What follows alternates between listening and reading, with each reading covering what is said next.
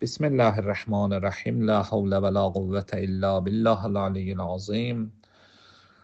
Əhl-i Beyt əleyhissalamlardan olan 5-ci məsum İmam Həzrəti Muhammed Baqir əleyhissalamın şəhadəti münasibəti ilə başda zamanımızın sahibi İmamül Məhdi Əcəlallah Teala fərəcəhu şərif olmaqla yanaşı, Həzrətin yer üzündə olan haqq naiblərinə və bütün Əhl-i Beyt sevənlərə, şiələrə öz dərin hüzün başsağlığımızı bildiririk. Allahın ən gözəl səlam və səlavatı İmam Baqir əleyhissalamın üzərinə olsun. İmam Baqir əleyhissalam fani dünyada 57 il ömür sürmüş və Həzrətin ömrü 3 mərhələdən ibarətdir. Ömrünün çox az bir hissəsi babası İmam Hüseyn əleyhissalamın imamət dövründə keçmiş, ömrünün çox hissəsi isə atası İmam Zeynul Abidin əleyhissalamın nəzəri altında və imamət dövründə keçmişdi. Hicrətin 61-ci ilində İmam Baqir əleyhissalam Kərbəlada baş verən Aşura gününün faciəsini öz kiçik yaşlarında canlı yaşamışdı. Və Həzrət Hicrətin 95-ci ilində isə İmam Zeynul Abidin əleyhissalamın şəhadətindən sonra İmam Baqir əleyhissalamın müqəddəs imamət dövrü 19 il bir neçə ay davam etmişdir. Hicrətin 114-cü ili Hicri qəməri təqviminin 114-cü ili Zilhiccə ayının demək 7-sində İmam Baqir əleyhissalam zalim, zülmkar, qaniçən Əməvi rejiminin sülaləsinin hökmdarlarından olan Hişam bin Əbdülməlik tərəfindən hiləgərcəsinə zəhərləndirilib şəhadətə çatdırılmışdı. İmam Baqir əleyhissalamın da imamət devri özündən əvvəlki məsum imamların devri, zamanı, şəraiti kimi çox ağır və sıxıntı içində olmuşdu. Ümumiyyətdə istər Əməvi dönəmində yaşayan məsum imamlarımız, istər Əbbasilər zamanında yaşayan məsum imamlarımız daim zalim hökmdarlar tərəfindən haqsızlığa, zülmə məruz qalmışlar. İmam Baqir əleyhissalam da öz imamət missiyasını, o ilahi vəzifəni layiqincə yerinə yetirmək üçün sözsüz ki, olduğu durum, şəraitə uyğun bir metod seçməli idi. İmam Baqir əleyhissalam olduğu devirdə təqiyyə metodunu seçir. Bəs hansı yolla mübarizə aparır? Ümumiyyətdə bütün imamlarımız demək yaşadıkları dönəmdə mübarizəsiz həyat sürməyiblər. Yanlış düşünməyək ki, bəzi vaxtlar deyirik imam yaşadığı devirdə zalimin zülmü ilə mübarizə aparmayıblar. Xeyr, bütün imamlarımız zalimin zülmü ilə mübarizə aparıblar və sadəcə olaraq mübarizənin metodları, yolu fərqli olub. Əgər imamlarımız mübarizə aparmasaydılar, niyə imamlarımız onda şəhid oldular?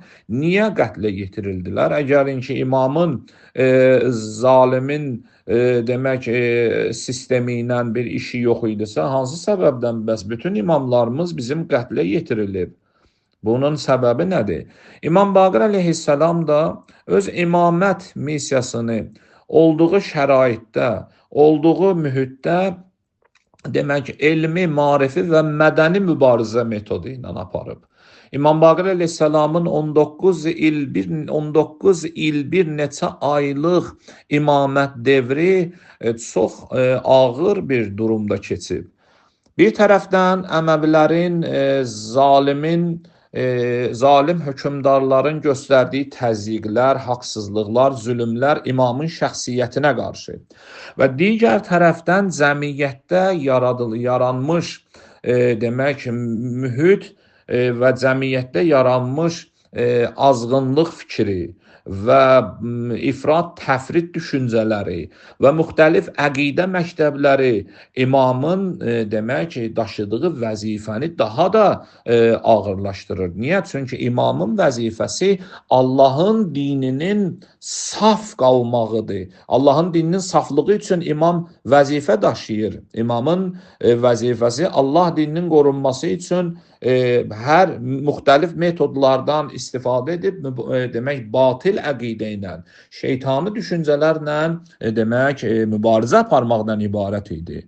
İmam əleyhissalam olduğu mühitdə, yaşadığı şəraitdə Həzrət Əli əleyhissalamın dönəmindən başlayaraq o dönemdə yaranmış xəvaricilər demək batil düşüncə və əqidə məktəbləri formalaşır və müxtəlif biri-birinə ziddiyyət təşkil edən yaranmış bu əqidə məktəbinin acı ağrısı buraxdığı təsir cəmiyyətin düşüncəsi üzərində idi.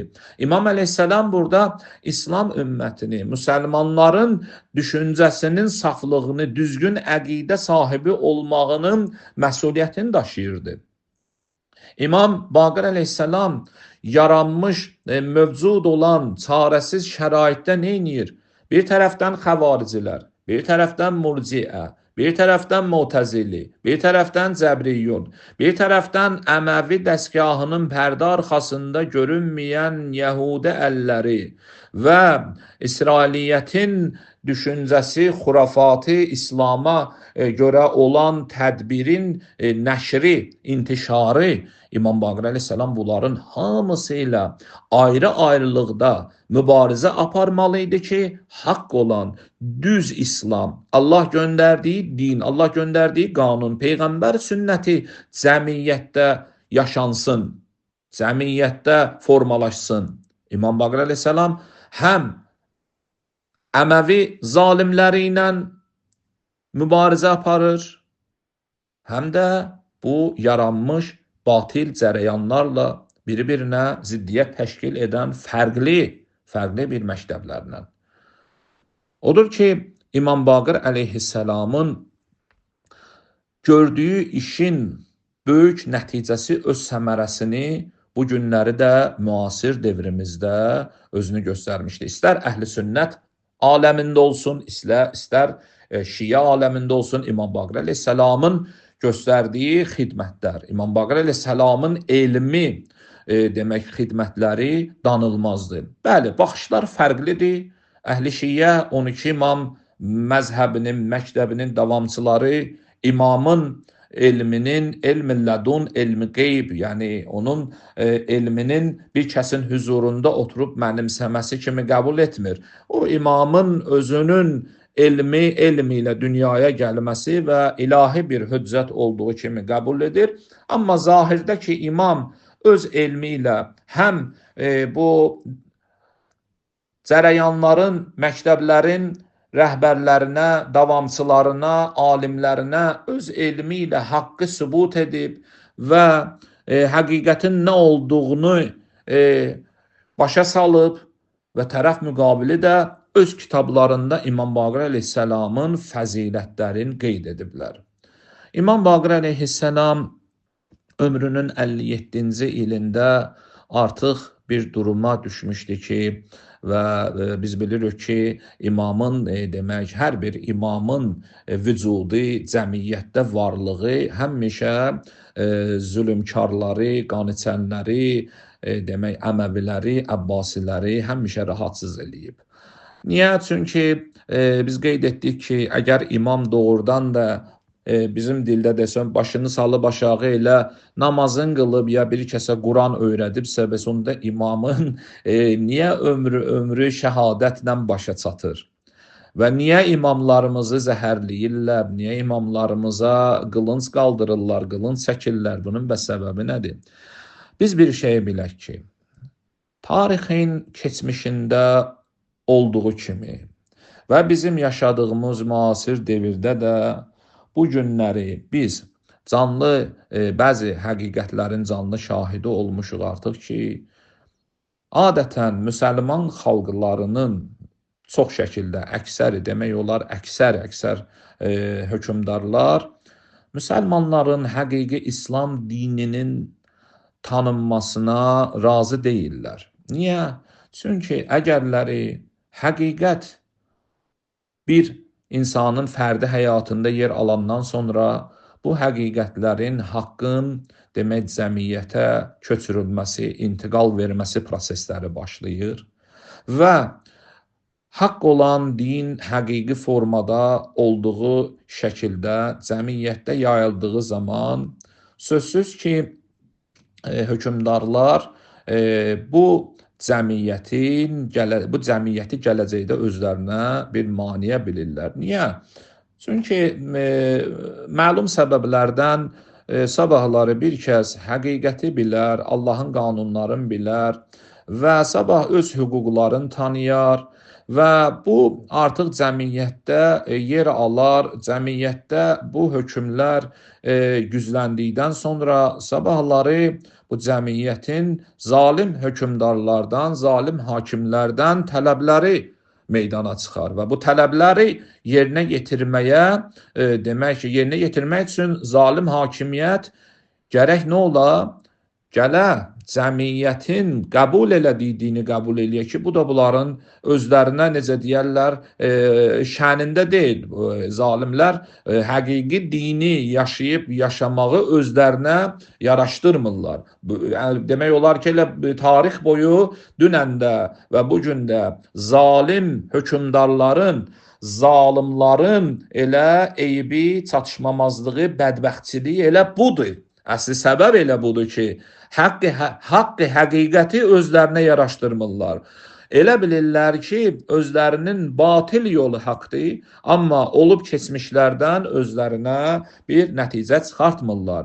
Təbii haldır ki, İmamlarımızın devrindən ta bugünkü zamanımıza qədər hər kimdə haqqın, həqiqətin yaşanması üçün meydanda olub və cəmiyyəti bu istiqamətə yönəldibsə və sözsüz ki, sistemi idarə eləyən rejimlər bu fərdləri özlərindən mane olaraq müxtəlif bəhanələrlə demək aradan götürüblər.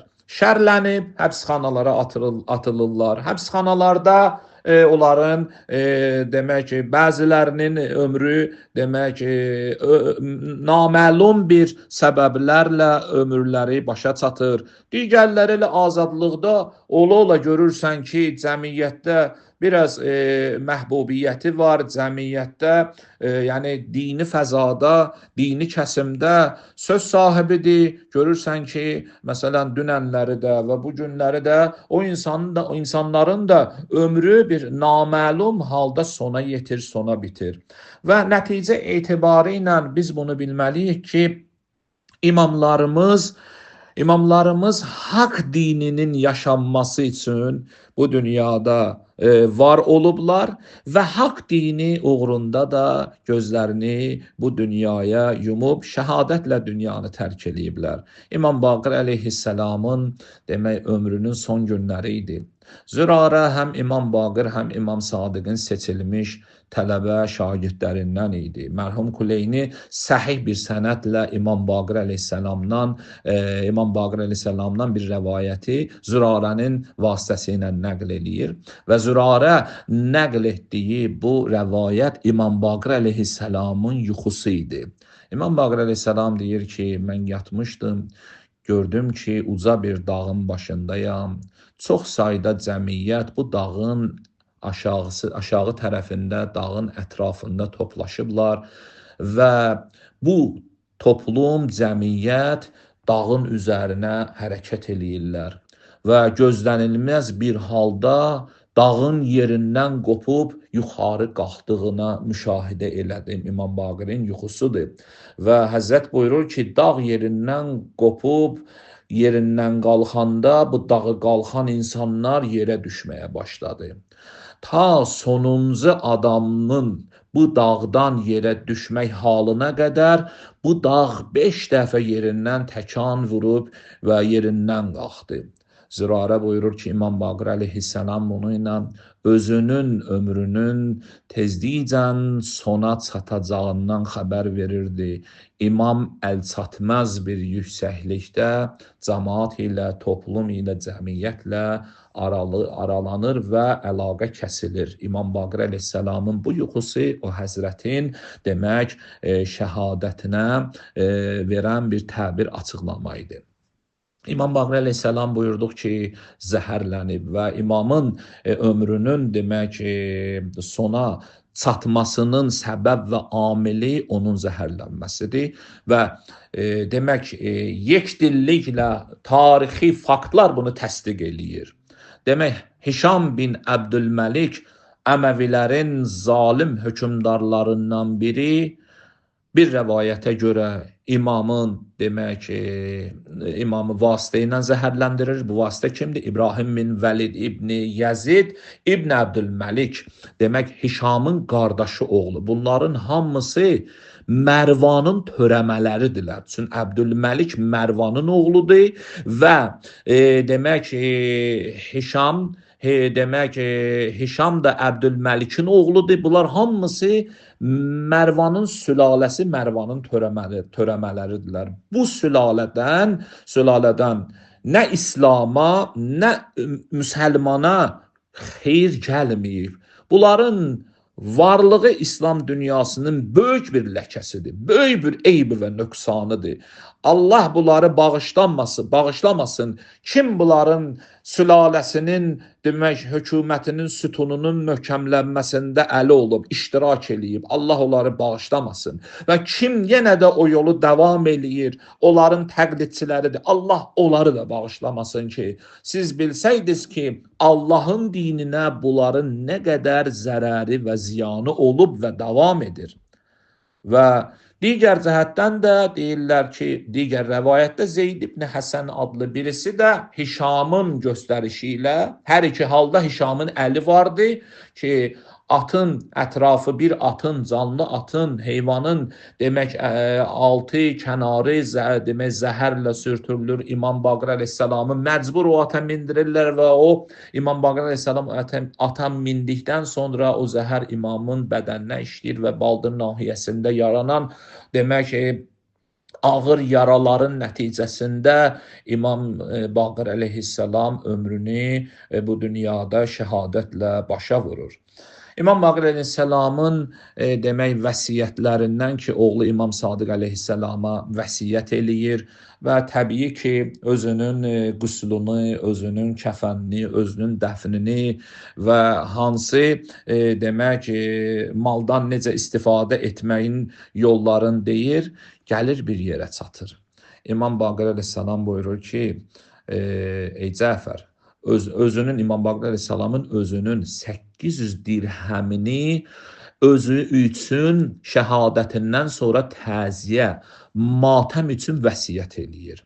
Və müvəssəq, səhih hədisə görə, rəvayətə görə İmam Sadiq əleyhissalam bu rəvayəti atasından nəql edir. Deyir, atam mənə dedi, ey Cəfər, yəni İmam Cəfər Sadiqə dedi, ey Cəfər, mənim bu malımdan ki, mən bunu vəsiyyət eləyirəm, 10 il həc mərasimində, həc mövsümündə mənim üçün Minada təziyə saxlayanlar, nalə eləyib ağlayanlara xərcləyərsən bunu.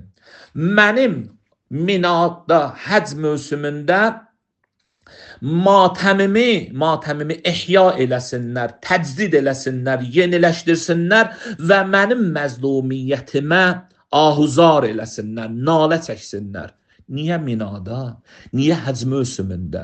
Çünki biz bilirik ki, Əməvi sisteminin, Əbbasi sisteminin demək dönəmə uyğun apardığı təxribatlar Əhl-i Beyti həmişə Əhl-i Beytin haqqını daha doğrusu kölgə altında saxlamağa və pərdə altında gizlətməyə çalışıblar.